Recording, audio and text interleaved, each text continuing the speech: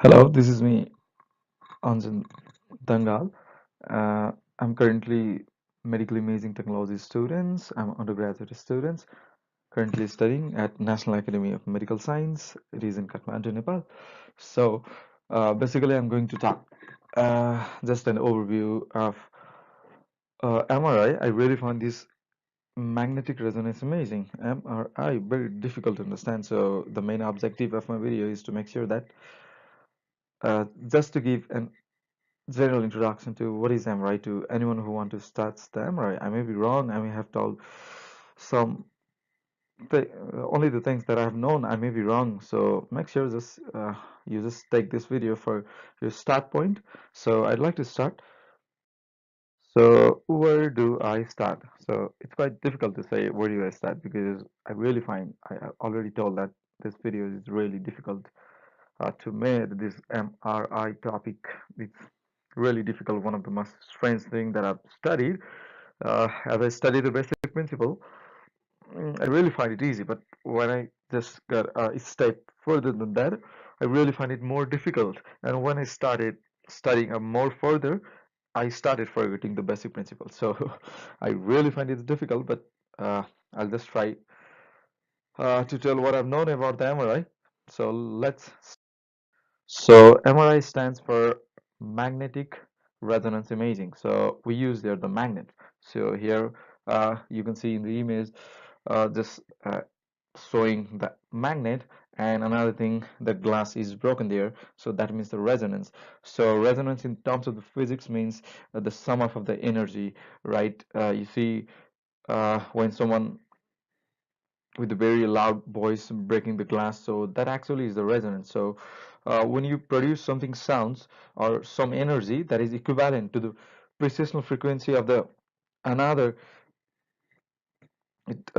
like structure or matter, then there might be the resonance. So that is the sum of the energy. And finally we use that magnet and the resonant properties of the tissues to produce the image. Right here you can see an sagittal MR image of the brain. So keep calm and let's go. So am I a human? Like you people may know him, like he's from Avatar. Like so he's like so we're basically talking about the use of MRI in humans. So we can see here like various structure of the human body, like various system, the cardiovascular system, the skeletal, the gastrointestinal, nervous, and so on. Right. So we got the various systems in our So all of them, right? It's composed of almost 70 to 80% of the water. So body is 70% water, blood consists of 85% water, brain is your 80% water, and muscle consists of 75% water, so 90% water. So your body is just a mass of the water, right? Uh, there's a lot more other things which consider more water. So 90% of the water, uh, right? And that's in the case of the watermelon. So it's 90% water. Similarly, the strawberry too, it is also 90% water. Here you can see two images, right? The right one, right? The opposite of my monitor right now. So the right one is the watermelon and another one is the strawberry, right? That was performed with 11.7 Tesla MRI. So all the thing that we do with MRI in medical imaging is all of the H2O. So there are the two, like you can see here, there are the two hydrogen atoms and the center one, right? This is oxygen. So just jokes apart, just to make this fun to understand. Right here, we can see there are the two hydrogen atom and one oxygen atom. So we deal only with the hydrogen atom in an MRI. So we don't talk about the oxygen. So hydrogen atom has a nucleus which has a proton and one electron. We know this from our chemistry lesson from the very first beginning of our classes. So the proton is electrically charged, right? And it is rotating, right? It's in its own axis, right? So they consider the proton, right, as having the as a tiny bar magnet. So it considers the north pole and south pole. So the magnetic field for each proton is known as the magnetic moment, right? So just consider that uh, just wondering about the hydrogen atom, and hydrogen atom you consider it as a tiny bar magnet having the north and south pole, and it is just precessing, right? So you can see here in this center image, right, it is just going round by round wobbling, right? So this is the intrinsic properties of an hydrogen atom. So why do we take the reference of the hydrogen atom? So yeah, there are other elements in our body too, right? So the first reason is that we got them, a lot of them in our body, right? We have a lot of them in our body, as I've already said, more than 70%. And there is something called a gyromagnetic ratio, right, in the physics.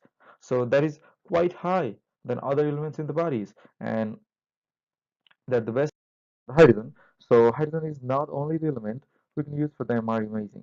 In fact, any element which is the odd number of the particles in the nucleus can be used. So some of the elements there I've listed. So this is the hydrogen, like I've already told, it has got the highest gyromagnetic ratio, that's the 42.6. So you can see other MR friendly elements over there. So technically speaking, if we look at the hydrogen proton, right, considering them as a tiny bar magnet having the north and south pole, right, they spin around their own axis, they have their own rotational axis, they are just wobbling in their own direction. So in our bodies, these tiny bar magnets are ordered in such a way that the magnetic forces between them equalize. Our bodies are mechanically speaking in balance. So our body is completely balanced. All these tiny bar magnets are randomly oriented, and they are oriented in such a way that there is no magnetic force caused by us. Otherwise, we'd have attract a lot of metal when we go about. Like you can see, you may remember him from X-Men, like how he used to like at, attract all those metals. Like he may be magnetic I mean, like he might be magnetically imbalanced. See here in the image, like we put the piston in our in the MR magnet. So the hydrogen proton, right, which was like here seen right randomly oriented throughout the body, now it's like it's oriented towards the magnetic field, right? So they are lines, right? So this is done in the two way. One is right. So one is the parallel and anti-parallel, right? Okay, so the preferred state of the alignment is the one that requires the least energy, that is the parallel to the B naught. So these are just like the lazy people, right? They don't do much more, and they just straightly align to the magnetic field. According to Dingley, like more protons aligned with the B naught than against it. The difference in the number of the protons aligning parallel and anti-parallel to the B naught, right? The magnetic field is typically very small, but ultimately it depends on the strength of the B naught as well as the temperature of the sample. As a rough estimate, for about 10 million protons which have been aligned to the parallel magnetic field, there are approximately 10 million and 7 aligning anti-parallel to the external magnetic field. That means only we have got the 7 protons, right, for the imaging, right? Because those lying parallel and anti-parallel cancel out each other, so we can't use them. So another thing we need to understand uh, to know the basic working mechanism of the MRI is the precision, right? So the precision is like the wobbling moment, right? Of the magnetic momentum of the atom. So the precision at the Larmor frequency, right? So the rate goes round by round at the Larmor frequency, and Larmor frequency is something we need to know. So the Larmor frequency, also known as the precision frequency, is given when it is multiplication of the gyromagnetic ratio and the magnetic field strength. So if the strength of our magnet is 1 Tesla, then the precessional frequency is going to be 42.57 only, because as we already know that the gyromagnetic ratio of the hydrogen atom is 42.57. So that is a basic requirement for the MRI machine to work, because the MRI machines, before it sends the radio frequency pulse, calculate the precessional frequency. So in the end, we see there is a net magnetization, the sum of all the tiny magnetic fields of these protons, right? They're pointing the same direction as the system magnetic fields. It is with this net magnetization, right, that we continue the net magnetization, right? So all these vectors which has been aligned towards the magnetic field, these are only the atoms that we use for image. So this is an image just showing that the this is the longitudinal magnetization means those atoms are let me not call the atoms the net magnetization vectors, right? They are now aligned in the field of the magnetic field, and that is directed by the jet field and another two fields, that is the x and y field. So this actually does not exist, but only this direction is given. So just for the basic understanding of what happens to those net magnetization. So another thing required is the radio frequency pulse and the transfer magnetization. So we got the different coils inside the magnet, and among them we got the radio frequency coil, and which is responsible for production of the radio frequency pulses. Right? Why we do call them radio frequency pulses? It's all because they're in the like the frequency range of the radio waves, right? So radio waves frequency. So they are called the radio frequency pulse. So with the position in the magnet and they are processing towards the longitudinal magnetization, RF pulses, right, are switched on and off for the image acquisition. So the purpose of the RF pulse is to disturb the proton, right? So they fall out of the alignment of the B node, right? This disturbance occurs through the transfer of the energy from the RF pulse to the protons. This can only occur when the RF pulse has the same frequency as the precessional frequency of the proton. Remember, this can only occur when the RF pulse has the same frequency as the precessional frequency of the proton. And this phenomenon, as I've already told, is known as the resonance. Suppose your MMBs are rotating in the precessional frequencies of suppose 60 megahertz, and if you applied your radio frequency pulse of like 59 megahertz, then nothing is going to happen, right? There is not going to be resonance. So this is the important thing in MRI imaging. Hence the term magnetic resonance imaging, because resonance has a big role in MRI imaging. So accordingly, the RF pulses are also set at the Larmor frequency, right? Uh, Here you can see in this one, this is the longitudinal magnetization.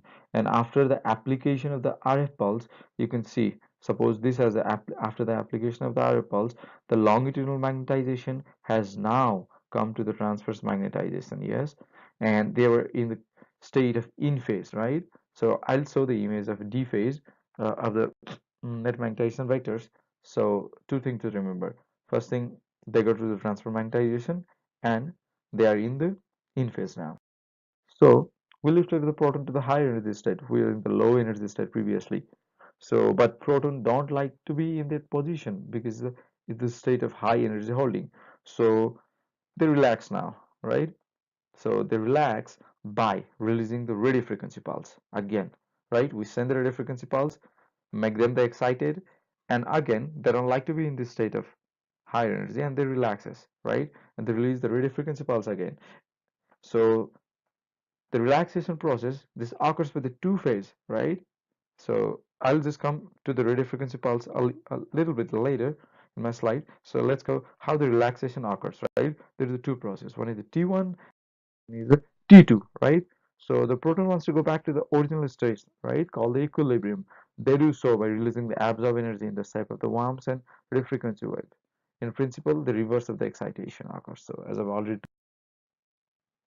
they want to go back to the state of the longitudinal, right? Longitudinal magnetization, right? See, this is decreasing and this one is increasing. And during this process, they release the radio frequency pulse. And see, at the time, at starting period of the time after, they have completely reached to the longitudinal magnetization. So the movement of the net magnetization vector from the process, not process, the state of being in the transverse magnetization to the longitudinal magnetization is known as the T1 relaxation, right? It is known as the spin lattice relaxation because the energy is released to the tissue. So the relaxation process, right, happens to the protons in the bottom that experience the 90-degree excitation pulse. So we send a 90-degree excitation pulse. However, not all the protons are bound to the molecules in the same way, right? This is different for each tissue. One hydrogen atom may be bound very tight, such as in the fat tissue, while other has a much looser bound, such as in water. So the tightly bound proton will release the energy much quicker to the surrounding, right? Remember this, the tightly bound proton will release their energy much quicker to the surrounding than the protons, which are bound loosely. The rate at which they release their energy is therefore different. So T1 relaxation can be called as the time it takes for the transfer magnetization to reach 63% of the longitudinal magnetization. So the T1 is completed over here, right? So this is considered as the T1 relaxation. So the T1 weighted image, so the contrast between the tissues, right? So now consider the image, right? The contrast between the tissues allow the adjacent structure to be differentiated but one another. If there is no contrast, you cannot differentiate out the image, right? So an image in which the difference in the signal intensity between the tissues is predominantly due to the difference in the tissue T1 relaxation time. It's called as the T1 weighted image, right? I hope you understand. An image in which the difference in the signal intensity, right? The signal will getting in difference is due to the difference in the T1. As I've already told, that is like the T1 relaxation time for the fat, hydrogen within the fat, and the T1 relaxation for the net magnetization vector of the hydrogen atoms within the water or CSF is quite different. So this difference results in the T1 weighted image. So another thing, as I've already told, is the T2 relaxation. So this explains like what happens into the XY plane. So the process of getting the total in phase, right, to the total out of phase situation is called the T2 relaxation. Here you can see in this transfer magnetization, like they are in the complete in phase, and with the instant of time, certain duration of the time, see they have started to dephase, right? This all occurs due to the magnetic inhomogeneity, and they again start to dephase, and here you can see there is a complete dephase, right? So this process is known as the T2 relaxation, right? This also varies from the tissue. 37% of its total volume, right? You can see in this graph there is 37%. It takes times, right? The time taken for 37%. So the rate of dephasing is different for this tissue. For example, the fat tissue will dephase quickly while the water will dephase much slower. So the water will be appear white in the T2 weighted image, and the fat will appear a little gray or darkish type. Okay, next. So remember, the thing to remember between the T1 and T2 relaxation is that, right, the T1 and T2 relaxation are the two independent processes which happen simultaneously. T1 happens along the z-axis and T2 happens in the XY plane, right? T2 is much quicker than T1. So now let's come to the point when we receive the signal, right? The RF pulse. So in order to produce the image, we need to pick up those RF waves before they disappear. And this can be done by something, another coil known as the receive coil, right? They are responsible for picking up the radio frequency coils, radio frequency waves, I'm sorry. So here you can see an image of the radio frequency coil that receives, right? So the received signal is then fed into the computer, and amazingly, right, you can see here a second later an image appears on the screen. Right here we have excited the net magnetization vector, right, which results them into the transverse magnetization. So there occurs the T2 relaxation. Similarly, T1 relaxation occurs simultaneously, and during this process, those net magnetization vectors sends out the radio frequency pulse, right? And this is received by the radio frequency receiving coil, and then this receiving coil sends all those data, right, into the computer, right? And computer has got a very complex type of the algorithm to construct this image. uh, Hopefully I'll be making these videos in our next few months later, so next few later videos. And finally, this all is calculated like 1 plus 1 is equal to 3. Like when you get the higher signal, then it's gonna appear white. If you're gonna get the less signal, you're gonna get the black. So like that, but it's quite different. It's varies according to the pulse sequence that you have chosen in MRI. Then finally you get the finalized image. So the basic principle behind the MRI is this thing. It's quite complex, right? Difficult, even the basic principle. And furthermore, regarding the MRI, it's quite difficult to understand. So I hope this video will be helpful for you. So this videos is especially dedicated to all those radiography students, right, who want to know about the MRI. So I hope this would give you a starting, just a 1% introduction to the basic principle of MRI. There are the lots of books in the market. Hope you'd get one and understand this MRI. Thank you.